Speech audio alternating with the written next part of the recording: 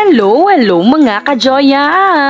For today's vlog, tignan nyo kung ano ang papagawa ng ka-Joya nyo. Mga ka-Joya, samahan nyo kami sa araw na ito. So ito nga pala ang aking pinsan na walang iba kundi si Bianca. Nandito nga pala siya sa amin dahil magpapagawa kami ng soft gel nail extension. Napakagaling ng bata na yan. Talaga naman, nakuha niya yung mga gusto naming design. Si Ate Gladys nga pala ang unang inayusan ng kuko. At habang inaayusan ng kanyang kuko dyan, nandito nga pala kami ni Papa at ng aking kapatid at si Mama kumukuha ng native na baboy. So kasama ko nga pala dito si Mama, si Kuya Jason at saka si Papa. Ayan, so para saan kaya itong baboy or native na baboy na ito? Let's see kung saan natin to gagamitin. Tara mga ka-Joya, tingnan nyo kung saan namin ito ilalagay. So nandito nga pala si Jason at saka si Papa para bitbitin ang mga nakuha naming mga baboy. Napakagugwapo ng mga yan. Tingnan nyo mga ka-Joya. Hay nga daw pala sa inyo mga ka-Joya at maraming salamat daw sa lagi ninyong pagsuporta sa ating page at sa ating Facebook. Ayan ang aking pinakamamahal na mother. At pagkatapos nga pala niyan mga ka-Joya, nagtungo na nga pala kami dito sa Pigire. So nandito ang aking napakasipag na bunsong kapatid na si Jason para linisin ang aming kulungan. Matagal na nga pala itong na-stock simula nung nabalitaan yung ating ASF. Kaya naman ito, nandito ang aking bunsong kapatid na ito para linisan ang kulungan na pagkukulungan ng ating mga native na baboy. Shoutout daw sa inyo mga ka-Joya. Maraming salamat daw sa suporta. Ayan o mga ka-Joya, ang poging-pogi kong kapatid. Dahil napakasipag niya ngayong araw, ayan mga ka-Joya, inisprayan niya yan at inalis yung mga bagay na nandyan at nakastock. Pagkatapos niya yung isprayan mga ka-Joya, winalsan niya ang mga sahig. Tingnan niyo mga ka-Joya ang kanyang pagwalis. Napakagwapo ba ng kapatid ko na yan? Aba, syempre, magaganda at gwapo ang lahing hamig. Diba mga ka-Joya? Pagkatapos na malinisan nga pala mga ka-Joya ng kapatid ko yan, ayan, tulong-tulong itong si Papa at si Jason sa pagpapakawala nitong aming baboy ramo. Ayan na, happy, be free na mga baboy ramo. So ayan nga pala yung mga nabili namin mga ka-Joya. Pagkatapos nito, ito pang dalawa ay kanyang pinakawalan.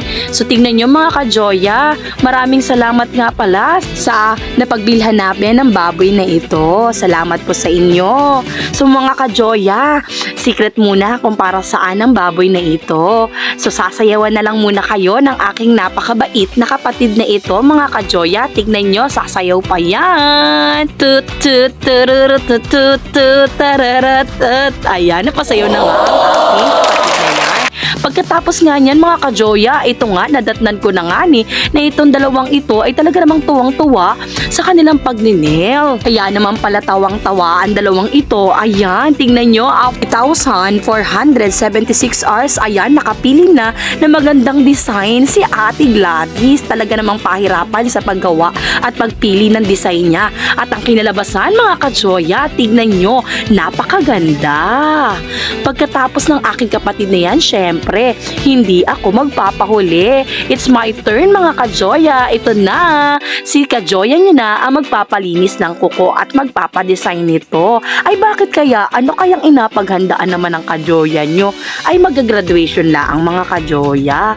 Ay nako, wag na muna yung mga dapat nating isipin. So ayan nga mga ka-Joya, first time nga pa lang humaba ng ganito ang aking kuko. Kaya naman ang ka-Joya nyo, tuwang-tuwa. Pagkatapos ito mga ka-Joya, ayan, nilinisan na ulit ni Bianca ang ating nails. Napakagaling at napakagaan ng kanyang mga kamay mga ka-Joya. Talagang hindi mo mararamdaman ang bigat ng kanyang kamay. Nakakatuwa naman ang batang ito. Talaga namang madiskarte sa buhay. Kanyang pinag-aralan lang daw talaga ito sa online at ngayon talaga namang napakagaling na niya pagdating sa paggagawa ng ating soft gel extension.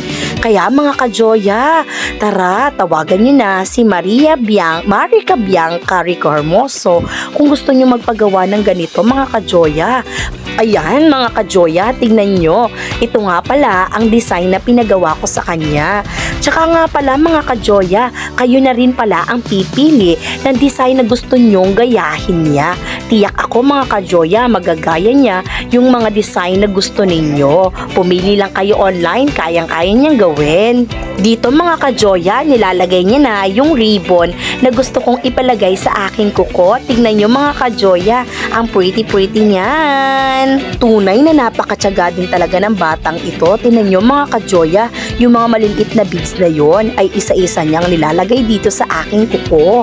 Tingnan nyo mga ka-Joya, napakagaling at napakatyaga ng bata na yan. Tingnan nyo, isa-isa niya yung ilalagay hanggang sa maging maganda ang kilabasan at ang inyong mga kuko. At pagkatapos nga ng halos 2 oras, eto na mga ka-Joya ang output natin. Tingnan nyo mga ka-Joya. Ayan! Talaga namang happy ang ka-Joya nyo sa napakagandang nail art na yan. So mga ka-Joya, pagkatapos ko nga pala, nandito nga pala ang girlfriend ng aking kapatid na si Jason, na si Maurice, na nagpalinis din ng kanyang kuko. Napakaganda din ang kuko niyan. Tingnan nyo mga ka-Joya. Napakaganda naman talaga ng design, pati na rin ang kanyang daliri. Ito nga pala mga ka-Joya ang mga design ng akin. Ito mga ka-Joya, white na white ang pinili ko. At ito nga pala naman ang design ng aking kapatid na si Gladys Hamig. Ay tunay na hindi talaga magapakabogyaan. So ito nga pala, masayang-masaya na naman ang mga babae.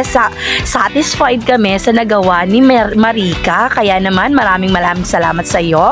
Kaya ano pang hinihintay nyo mga ka-Joya? Message nyo lamang si Marica. At ito nga pala ang kanyang Facebook account. Chat nyo lang siya kapag gusto nyo magpagawa. Ito nga pala yung mga products na gawa niya. So ito yung akin. Wow! Ito yung kay Ma'am. Wow! At ito yung kay ate. Wow! Thank you so much sa iyo, Bianca.